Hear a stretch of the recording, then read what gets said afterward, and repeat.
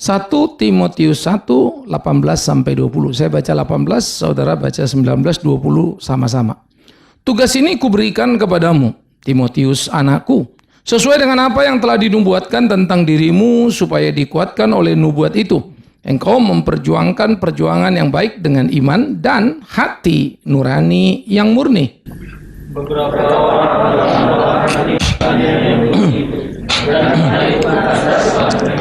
sama-sama, diantaranya Himenius dan Alexander yang telah kusarahkan kepada iblis supaya jera mereka menghujat. Saudara, pada waktu kita membaca bagian ini, dengan segera kita diajak kepada satu hal yang menarik. Bagaimana Timotius sebagai anak rohani, murid daripada Paulus dan utusan yang dikirimkan untuk menggarap gereja di tengah-tengah kehidupan dan pergumulan yang ada. Maka Timotius di dalam menjalankan tugasnya diingatkan, untuk apa engkau ada di situ? Artinya Timotius, jalankanlah segala sesuatu sesuai dengan yang telah dinubuatkan tentang dirimu. Istilah dinubuatkan itu bukan nubuat seperti orang bilang besok kamu jadi pendeta, besok kamu jadi ini. Tidak. Pada waktu Timotius diteguhkan untuk menjadi seorang pelayan Tuhan, dia sudah diberikan arahan. Apa kata Alkitab, lalu apa yang ditugaskan? Itulah namanya dinubuatkan kepadamu. Sehingga kemudian waktu dia diteguhkan, kalau kita nanti ada peneguhan pendeta atau guru Injil, udah tahu mau ngapain. Ya, bahwa Injil itu adalah satu-satunya. Dan yang pertama di dalam seluruh aspek kehidupan itu. Maka jalankanlah dikatakan itu. Dan engkau harus memperjuangkannya dengan baik. Ya, dengan iman dan hati nurani yang murni. Sehingga muncul istilah iman dan hati nurani yang murni yang mengajak kita untuk memikir ulang apa maksudnya. Hati nurani yang murni di dalam melayani Tuhan adalah saya melayani Dia, bukan saya melayani diri saya. Ini penting untuk kita pahami.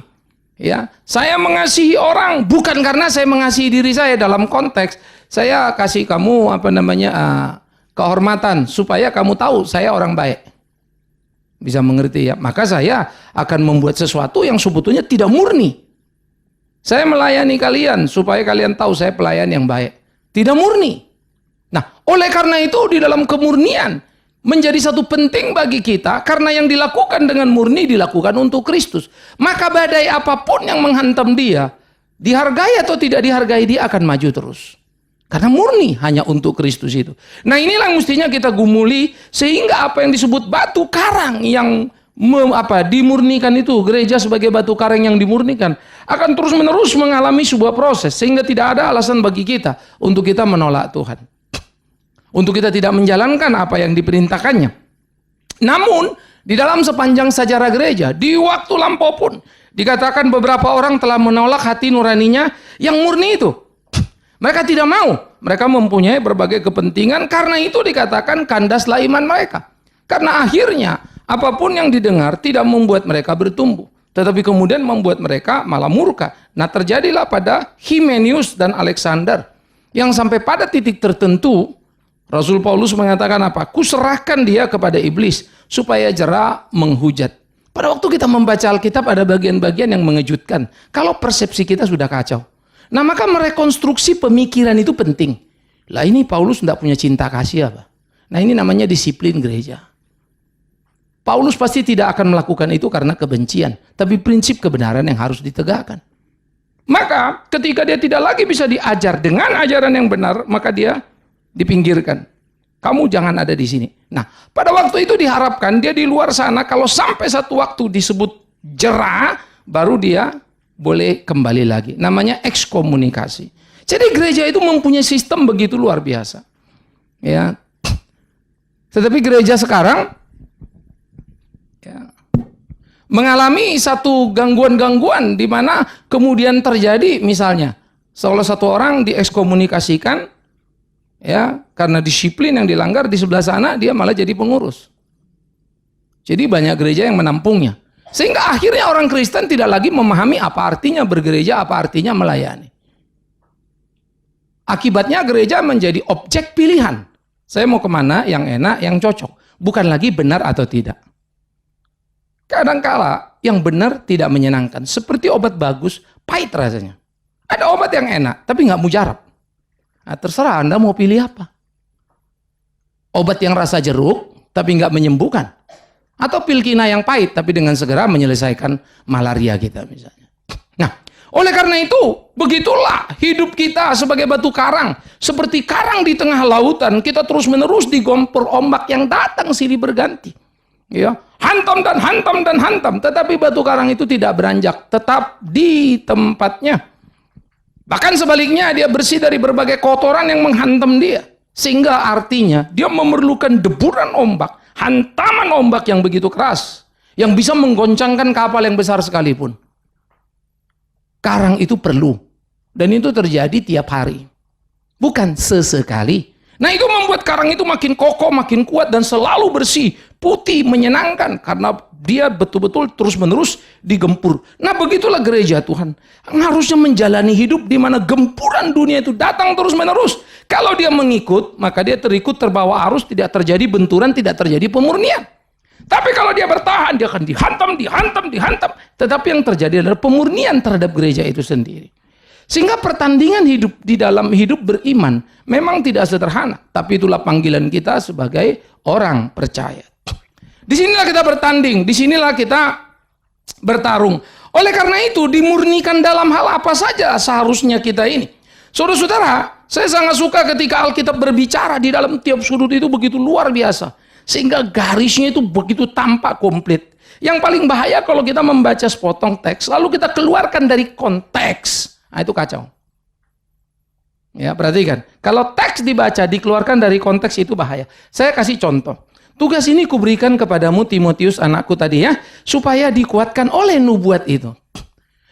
Bayangkan, teksnya, nubuat itu dikuatkan oleh nubuat. Konteksnya apa?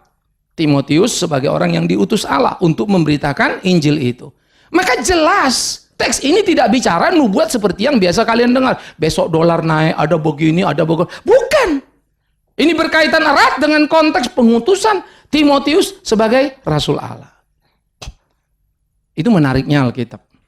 Sehingga orang gak mungkin salah paham. Tapi kalau mengabaikan konteks, pasti dia akan salah paham. Kalau kita misalnya memikirkan kalimat yang di bawah, Hymenaeus, Alexander aku serahkan kepada iblis. Out of context kita akan bilang, Paulus kejam, sadis. Tetapi di dalam konteks kita akan mengerti, itu adalah dalam pendisiplinan terhadap Hymenaeus dan Alexander. Yang memang harus ada menjadi warna dan bagian gereja, yang disebut siasat gereja. Nah ini menjadi penting untuk kita pikirkan. Nah, di bagian apa saja sebetulnya gereja itu perlu dimurnikan? Di dalam 2 Petrus pasal yang ketiga ayat 1 sampai 2 dikatakan begini. Saudara-saudara yang kekasih, ini surat yang kedua kutuliskan padamu. Di dalam kedua surat itu aku berusaha menghidupkan pengertian yang murni oleh peringatan-peringatan supaya kamu mengingat akan perkataan yang dahulu diucapkan Nabi Kudus dan mengingat akan perintah Tuhan dan Juru Selamat yang disampaikan oleh rasul-rasul kepadamu. Maka dengan segera kita diajak untuk memahami. Pemurnian pertama bagi gereja Tuhan adalah firman-Nya. Kamu mengingat, kamu dinasihati, kamu diajar. Baik oleh Nabi maupun Rasul, artinya PL maupun PB. Karena itu suka atau tidak, kita mesti terus belajar dan mendalaminya. Ya. Karena itu gereja coba berusaha sedapat mungkin apa yang bisa dikerjakan. Kita on progress. Kita juga dalam proses. Sehingga kebaktian pertama misalnya bina doktrinal. Ini paling capek sebetulnya. Itu sebab kalau saya khotbah satu ini 7:30 10 misalnya. Ya sudah mesti siapkan 2 bahan khotbah. Ya. Kemarin ini kita rada salah ngatur karena mau buka white asing. Ya. Sehingga bagaimana memporak-porak menggeser-geser ini memang jadi agak sulit juga. Tapi harus kita kemudian berjalan di sana. Lalu tiap Jumat 2, Jumat 4 kita PA. Kelas PA itu kelas yang cukup disukai banyak orang. Walaupun agak lucu juga. Banyak juga yang datang malah cukup banyak yang dari luar ketimbang jemaat. Mungkin jemaatnya udah cukup belajar ya. Tiap hari Minggu jadi ya ujung benda salah, kurang lebih gitu kali. Saya itu sangat merasa, saya punya kelas beberapa PA yang paling saya suka di sini. Ya, karena pertanyaannya ada yang kritis, ada yang nyeleneh, bagus-bagus lah. Ya, kadang-kadang kita serasa dekat surga, kadang-kadang ke neraka, begitu kan. Jadi diskusinya itu menyenangkan. Ya. Ketika mengajak orang belajar ngelihat, ini salah. Kamu ngelihatnya kemarin, padahal ini dari sini nih. Ini persepsi kamu yang masuk. Ini 5.000 tahun yang lampau nih. Kamu mesti mundur dan lompat dan seterusnya. Ya. Jadi saya punya beberapa kelas PA, ya beberapa itu kitab yang berbeda-beda. Sehingga dalam seminggu saya diajak untuk mengelilingi Alkitab itu dengan sangat indah. Dan bagi saya itu menyenangkan. Maka saya lebih suka ya PA daripada kemudian misalnya pergi kebaktian atau KKR atau apa. Kalau di jadwal PA saya ya sudah. Mengajar itu menolong saya sebetulnya untuk makin mengerti, gila, kemarin aku pikir gini, ternyata gini ya. Saya dikoreksi, saya terus dikoreksi, memahami itu. Dan saya masih tergolong pendeta penakut untuk menegakkan kebenaran dan ketegasan. Saya masih tergolong orang yang kompromi. Kalau ngelihat Paulus, apalagi Yesus Kristus, apalagi kalau melihat mereka-mereka dalam pelayanannya. Saya kompromi kalau berbanding dengan Yohanes Pembaptis. Hei ular beludak, pulang kau. Belum pernah ada yang saya suruh kalian pulang dari sini. Dibaptis, tak boleh. Ya, ini apa? Manusiawi sekali. Jadi terombang-ambing. Jadi saya perlu terus-menerus dimurnikan. Karena saya tidak boleh ada pada satu titik mengambil keuntungan dari situasi kepentingan orang. Ya. Ini menjadi pergumulan serius kita yang harus kita perhatikan. Jadi kita mesti dimurnikan dari ajaran. Mari kita memahami Alkitab dengan benar, dengan baik. Baik itu PL maupun itu PB. Tidak bisa hanya sepihak. Sehingga pengajaran di dalam gereja harus menjadi yang pertama dan utama. Bagaimana mendidik, bagaimana mengaturnya. Itu sebab kita menetapkan khotbah di gereja ini ekspositori. Kita mengambil satu bagian dari perikop Alkitab, lalu itu dikhotbahkan. Kita sudah menyelesaikan Korintus, kemarin menyelesaikan Ibrani, nanti kita berikutnya kitab yang baru lagi. Terus kita memikirkan itu. Sehingga kita belajar dan melihat. Sebetulnya saya sangat berharap misalnya ya, kita seri salib. Semua seri salib sudah ada DVD-nya. You mau nonton di YouTube juga bisa yang lain-lainnya. Kita coba membuka ladang pengajaran itu selebar-lebarnya. Ya. Sehingga kalau saudara dengar audio misalnya ya di website kita, saudara bisa belajar banyak hal. Udah ratusan ke 1.000. Ini mau apa Allah? Tinggal klik, lalu keluar. Yang mana yang kamu mau ini? Tinggal klik lagi, ya kamu dengar. 25 menit, 25 menit, 25 menit, 25, kali aja berapa ratus itu. Lalu besok ulang lagi. Pencobaan, apa maksudnya? Kenapa begini? Penderitaan, lalu ada judul kita. Menikmati penderitaan. Misteri, sakit penyakit. Apa sih sebetulnya sakit dalam perspektif Kristen? Tinggal baca, tinggal buka. Tinggal dengar. Mau apa enggak? Nah, oleh karena itu gereja dituntut menginvestasi waktu, baik personal maupun secara komunal. Bagaimana kita belajar, supaya dimurnikan oleh. Kecelakaan kita adalah kalau kita belajar 2 dan kita pikir sudah selesai. Padahal itu baru 2 dari 20. 18 itu apa ya? Saya akan terus-menerus dikoreksi dan saya sadar betul. Perjanjian baru itu bukan sudah baca, sudah di PA kan. Nah, itu keuntungan saya karena PA di beberapa tempat. Makin saya baca, makin saya tersentak. Itu yang saya bilang tadi. Waduh, aku ini baru mirip-mirip ini. Belum jadi seperti Alkitab mau itu. Waduh, kok pikir aku sudah bikin gini? Ternyata belum. Sehingga ini panggilan dan pergumulan kita sekaligus untuk terus maju di dalam melayani, maju dalam mengerjakan apa yang mesti kita kerjakan. Nah, karena itulah saudara-saudara yang dikasih oleh Tuhan Yesus Kristus. Yang pertama, gereja seperti karang di tengah laut dimurnikan, maka dia harus dimurnikan oleh Alkitab, oleh ajaran. Dan ajaran itu bukan seminggu sekali. Day to day. Orang Kristen kenalnya dengan saat teduh. Tapi tolong jangan melarikan diri lagi kelas kalian. 3 menit bersama Tuhan. Baca satu bacaan. Saya sudah saat teduh. Jangan bohongi dirimu. Kalau orang-orang baru kenal Yesus bertobat kemarin, bolehlah. Tapi kalau sudah kelas kita jemaat yang lama, sudah belajar, kita mesti mendisiplin diri kita. Membaca, dan membaca. Lalu mengkorelasikan seluruh apa yang kita lihat. Saya kalau nonton film bisa nangkapnya beda dengan orang. Karena filosofi di balik film itu apa sebetulnya. Maka kadang-kadang saya kaget juga dengan Hollywood. Karena mereka punya ide gila luar biasa untuk menggoncang seluruh sistem nilai. Ya. Saya sangat suka nonton PK. Saya ngajak anak-anak, coba kalian lihat. Nah ini nih, bagaimana sebetulnya dia membicarakan satu postmodernisme thing, tetapi satu pemikiran-pemikiran postmodernisme, filosofi yang begitu kental berat, dicairkan bahkan bisa diketawakan, jadi lucu. Nah kalau orang berfilsafat, orang bisa lucu, itu hebat setengah mati. Karena filsafat ya selalu warnanya seriously, berpikir ketat, bebelit. Tetapi ini heran lu. Nah itu keunggulannya. Maka saya bilang, gila ini orang, hebat. Penulisnya, ya, produser dan sutradaranya memainkannya luar biasa sekali. Sehingga ini mendarat lalu mencabik kita. Nah kalau orang nggak ngerti toh agama semua, kejebak dia. Karena dia nggak sadar, yang sedang bicara ini pun sama salahnya. Karena demi kecewanya pada agama, dia rela tidak beragama dan menjadi ateis. Miriskannya. Padahal mestinya bagaimana dia bukan menjadi ateis tetapi menjadi seorang yang mengkoreksi terhadap apa yang salah dan tegak. Bisa jadi dia sendiri di tengah keramaian. Tapi itu konsekuensinya. Makanya Paulus semua kawannya jadi musuhnya. Diuber-uberlah dia, dijeblosinlah dia ke penjara. Karena apa? Kristus itu. Nah jadi kita dimurnikan dengan ajaran dan terus makin hari makin ngerti. Ya. Saya suka mengatakan dan contoh yang mungkin ayat paling kita ingat kali ya. Mintalah padamu akan diberikan. Ketuk dibuka, cari ketemu. Kalau baca teks without context itu kacau itu. Semua orang pikir itu cuma doa lalu minta apa yang dia mau. Padahal kalau dibaca lagi ke bawahnya langsung kelihatan. Paling bawah 21, 23 sudah ngomong. Itu ayat 7 terus ke bawah.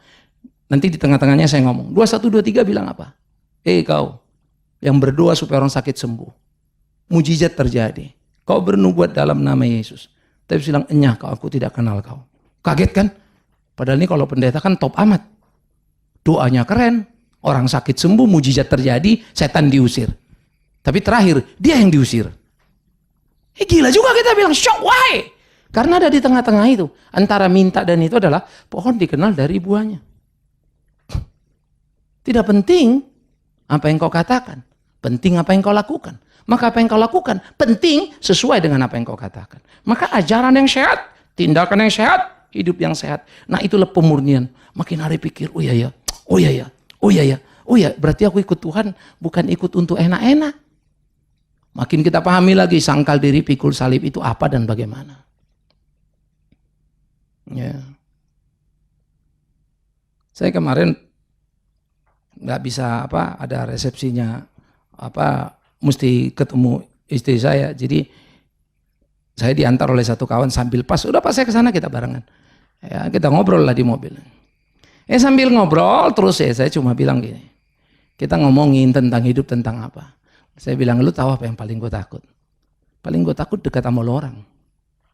Lu temen oke, lu tahu gue tahu lu ngomongin gue mesti ngomongin lo.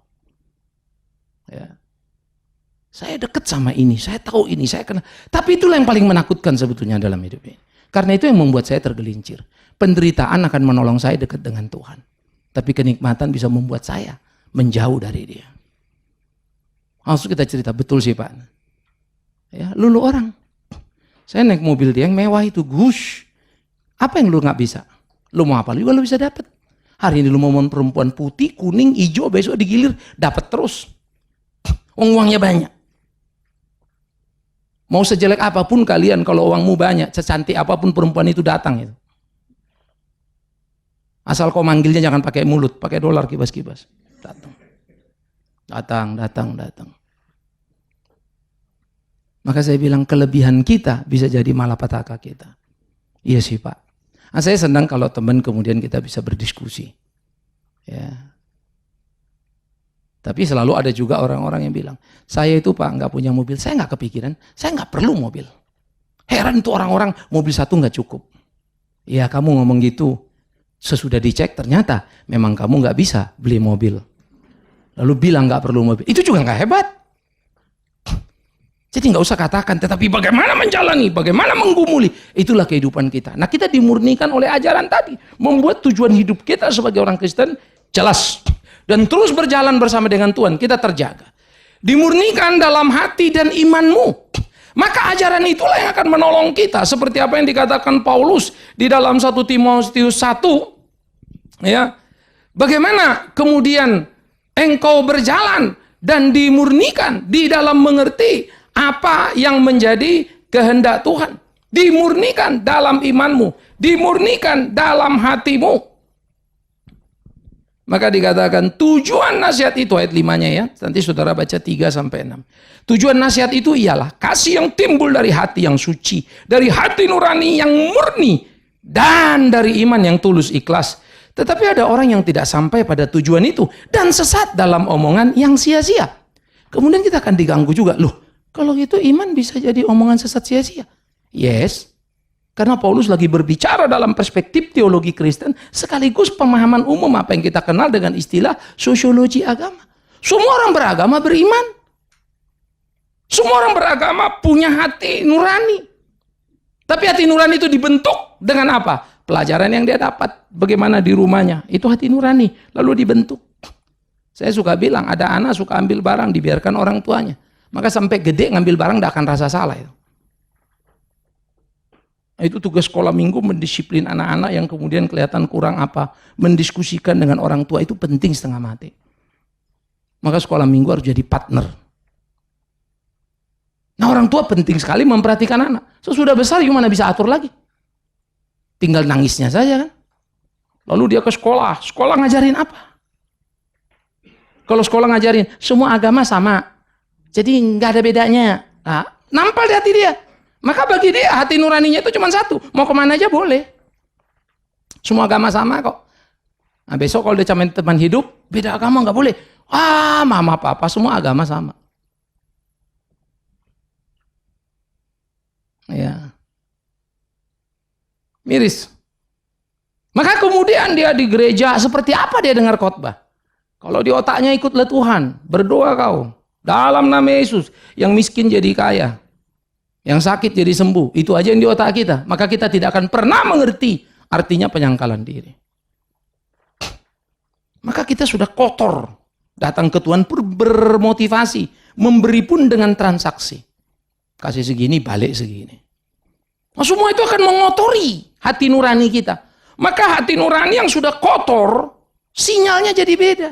Dia hanya kontak dan connect kalau dengan duniawi. Dia nggak bisa connect dengan yang Kristus mau. Maka khotbah harus disesuaikan dengan hati nuraninya ini. Yang sudah kotor itu. Maka jadilah khotbah kotor. Dalam tanda petik. Artinya khotbah yang menyenangkan telinga pendengarnya. Maka iman itu akan bertumpu di situ. Karena diproses, diprogres, dia tumbuh. Tapi semua orang ingat tadi beriman. Yaitu sebuah keyakinan yang paham. Ini loh saya yakin ini, saya percaya ini. Nah tinggal kamu percaya apa? Apa yang diajarkan yang sudah membentuk nurani. Ajaran salah, nurani salah, imannya jadi salah. Maka dia percaya kalau gini pasti begini. Dengan konsep yang salah tadi. Nah gereja harus dimurnikan. Dalam hatinya, di dalam imannya. Bagaimana dia harus terus menerus dibentuk oleh firman Tuhan yang sehat tadi. Sehingga orang-orang percaya itu diharuskan dituntut mampu mengukur dirinya dengan tulus. Kita harus mampu mengukur diri kita dengan tulus. Ini menarik sekali. Ya. Selalu ingat tadi ya, bagi saya keunggulan itulah masalah yang paling serius.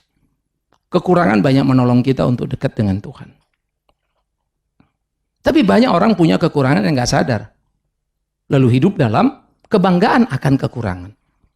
Mengapa? Karena nggak punya keunggulan. Sehingga kekurangan pun dibanggakan.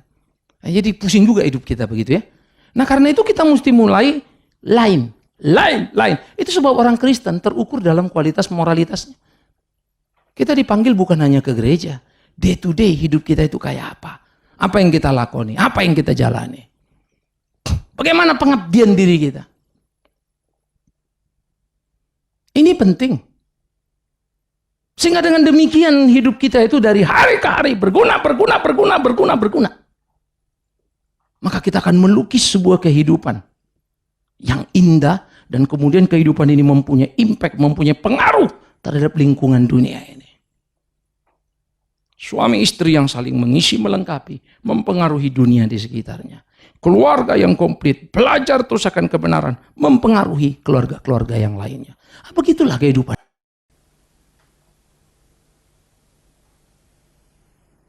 Satu kawan saya bilang, lalu ngomong-ngomong, aduh Pak Bingmen, oh syukurlah dia mah nggak neko-neko anak gua. Ya. Baru masuk kerja kemarin gue beli es kelas, marah gue dimarahin sama dia. Papa, enggak, keringat gue belum sampai ke situ. Gue naik Innova aja. Gila tuh anak. Saya bikin rumah yang gede dia nggak mau. Biarin gue cari dengan keringat gue maju. Itu anak habis kuliah di Amerika, sekolah, lalu kerja di Amerika, kerja di Singapura, di bank, disiplin sekali. Bangun jam 8, terus selesai kerja benar-benar lah, ada berbentuk begitu. Terus dia bilang, waduh, ini anak baik nih. Saya karena deket, saya selalu bilang, lo harus sadar, kalau ngeliat produk kayak lo mah, tuh anak kagak bakal begitu. Nah, lo bersyukur sama Tuhan. Cara teman saya ini mendidik sebetulnya nggak jadi model yang good model. Cuma memang orang itu apa ya? Nggak punya behind agenda, orangnya sangat tulus. Cuma ya kadang-kadang apa? Kebablasan. Ya. Maka saya bilang, kalau ngeliat hidup lu, anak lu nggak pantas gitu. Maka lu bersyukur sama Tuhan. Iya Pak. Lu respect sama bini lu yang selalu doa itu. Kita bisa dapat blessing. Tapi kita harus sadar, nah itu ngukur diri. Saya senang waktu dia bilang, betul sih Pak Bingmen. Kalau dia ngotot lagi, Bapak jangan gitu dong, itu kan pendidikan saya. Dia nggak bisa ngukur dirinya. Dia nggak bisa ketemu. Sebetulnya kita nggak pantas dapat itu. Tuhan sangat baik. Banyak orang merasa sangat pantas dapat berkat Tuhan. Padahal kalau dilihat hidupnya, aduh, Tuhan kok baik begitu ya, kalau ngeliat hidup saya ini saya malu sebetulnya. Tapi kenapa saya ditolongnya? Nah itu membuat kita kemudian, Tuhan ampuni aku. Terus makin dalam, hidupku akan melayanimu. Karena kita makin dimurnikan. Sehingga orang-orang yang mampu mengukur dirinya itu dimurnikan dalam hati dan imannya. Terus teruji melewati badai hidup dan godaan yang datang bergelombang tadi. Menghantam. Makin hari dia makin kuat. Ya. Ada satu cerita, ini jasa joke begitu ya. Seorang tes mau jadi pastor. Ini gimana nih? Hatinya, imannya sudah murni nggak? Udah tahan godaan nggak? Jadi dia mesti ngelihat lewat cewek. Jadi ada satu sistem bel, kalau dia naik nafsunya, teng bunyi. Nggak bunyi loh. Lewat lagi, ceweknya sudah tinggal pakai bikini. Nggak bunyi lagi. Hebat. Terakhir ceweknya maaf, telanjang bulat. Nggak bunyi juga loh. Wah, uskup senang langsung dipeluk dia. Bunyi belnya.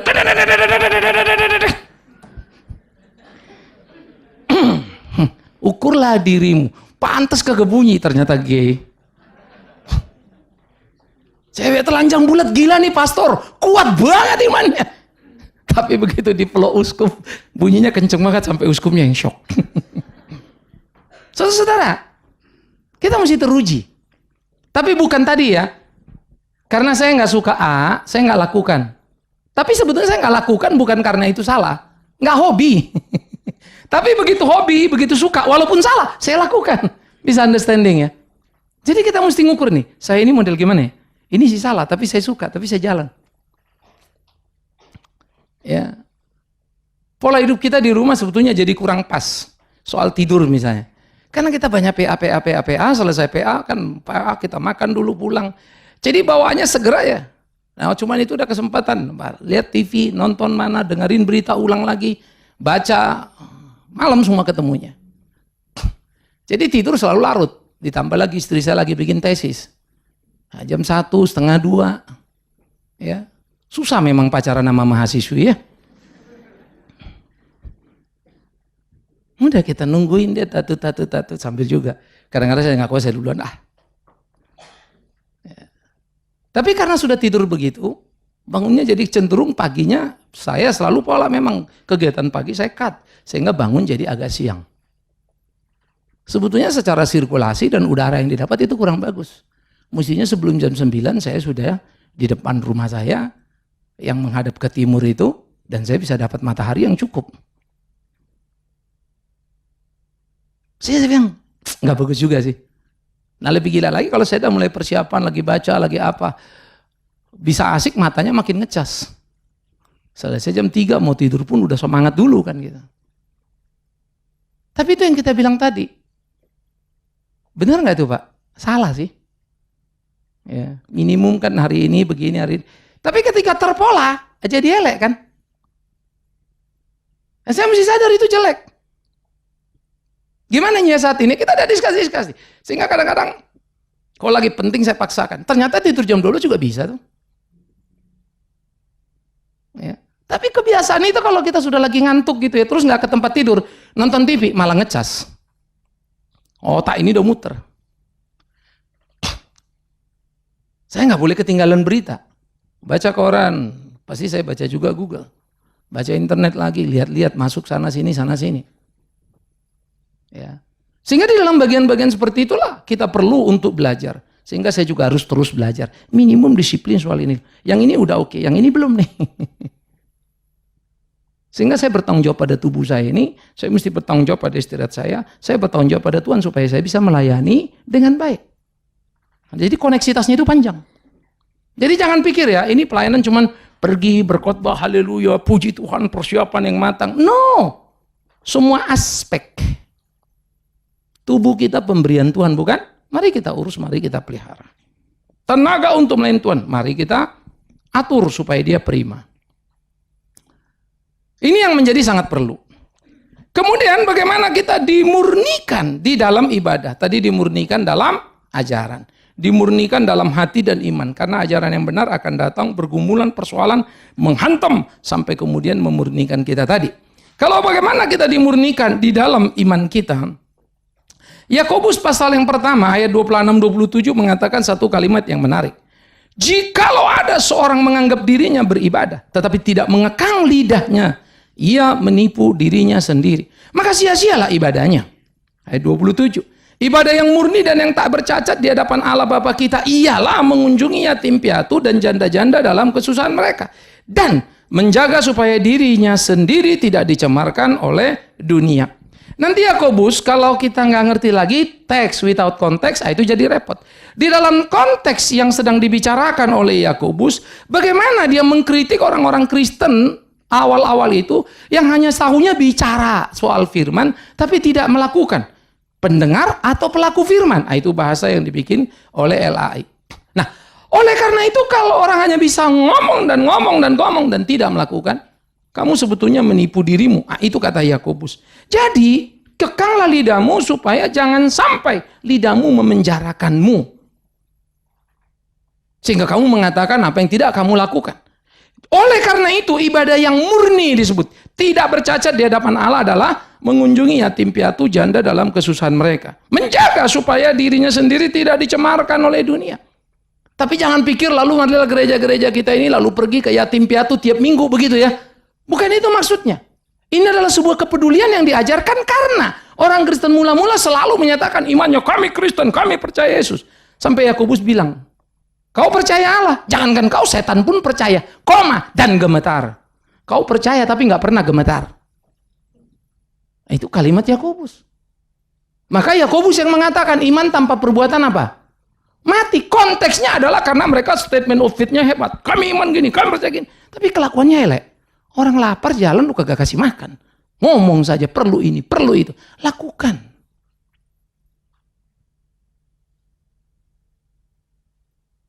Saya sejujur-jujurnya, kalau di Jakarta ini, tiaplah teman ketemu apa semua jalannya. Day to day.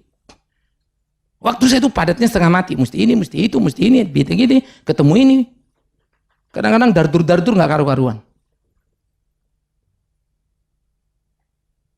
Tapi bagi saya yang paling menyenangkan, bukan kemudian kita pergi ke pesta lalu jadi VIP. Yang menyenangkan bukan kalau kita makan makanan enak di restoran yang mewah. No, kalau saya mau jujur saya harus katakan pada kalian. Yang bagi saya paling menyenangkan kadang-kadang hidup itu terasa meaningful. Kalau saya lagi di Kalimantan atau pergi ke Papua. Terus duduk ngobrol. Apalagi sama anak-anak pergumulan mereka. Itu lain. Sebaliknya, kalau sudah ada koslet di sana, itu yang paling membebani saya. Saya stres berat. Kadang-kadang sudah kalap berabak berubuk. Ya. Nah, jadi di dalam bagian seperti inilah kita perlu untuk kemudian jangan terjebak hanya hidup datang beribadah, saya sudah beribadah. Peduli nggak kamu orang di sekitarmu? Pembantumu, supirmu, orang-orang bawah. Penting kita peduli sama mereka, bukan? Penting kita perhatikan mereka. Para janda miskin, ibu-ibu yang tidak berdaya. Penting memperhatikan mereka. Dan jangan sampai dikatakan, kamu terjerat duniawi ini. Tidak dicemarkan oleh dunia. Bahasa Paulus dalam Roma 12 ayat 1. Ibadah yang sejati itu apa? Persembahkanlah tubuhmu sebagai persembahan yang hidup, kudus, berkenan pada Allah. Itulah ibadah yang sejati. Maka kesejatian ibadah kita adalah all your activity, semua aktivitasmu. Baik di gereja, di luar gereja. Nah, ini harus menyemangati kita, saudaraku yang kekasih, supaya kita tidak terjebak di dalam kehidupan kita ini. Ya. Sekarang tren di semua tempat, kita ini sudah dengar berita apa, saking majunya WhatsApp grup beredar gitu kan. Mayday, ini hari buruh, banyak yang nggak ke gereja. Sudah nanya-nanya, Pak nanti ada apa di Salemba? Nggak tahu aku. Aman nggak Pak? Mungkin nggak. Kita kan ngeri ke gereja. Terserah kau. Saya nggak mau bilang aman, saya nggak mau bilang apa. Mungkin nggak. Biar dia uji imannya sendiri, mau pergi apa enggak. Emang kalau hari buruh kenapa? Jalan macet, cari yang nggak macet. Jam berapa dia jalan? Jam 9, nah pergi kau jam 8. Masa pagi banget? Ya artinya kau nggak mau berkorban untuk kau bisa pergi. Ya urus dirimu sendiri. Bisa ngerti maksud saya? Maka waktu kita hadap kesulitan begini ini teruji nih. Belajarlah melayani dengan sungguh-sungguh. Belajar bertanggung jawab pada tugas yang kita terima. Ya. Saya dari ngajar sekolah minggu sudah menjanjikan kepada diri sendiri, berjanji begitu ya. Tidak boleh saya tidak mengajar sekolah minggu. Kecuali saya nggak bisa jalan. Saya sudah biasa ngajar sambil meriang. Maka saya paling pusing kalau dengar guru-guru nggak ngajar. Orang nggak jalankan tugas. Kenapa nggak pelayanan? Nggak enak badan. Heran, badan kamu bisa nggak enak sehingga nggak pergi. Tapi nggak pergi. Hati kamu tetap enak tuh. Bisa ngerti maksud saya? Mestinya nggak enak hati dong. Lu nggak jalanin tugas kan gitu. Hatinya enak aja. Badannya yang nggak enak. Kita nggak saudara? Halo? Tapi bilangnya cinta Tuhan. Simpel-simpel saja. Jadi jangan pernah berhenti melayani. Kalau sudah tugas, komitmen. Ini bukan urusan kamu bertanggung jawab pada si A atau bertanggung jawab pada si B. Diriku kepada Tuhanku. Bagaimana aku mau menceritakan pada orang aku pelayannya. Tapi untuk bagian sebegitu aja saya nggak disiplin.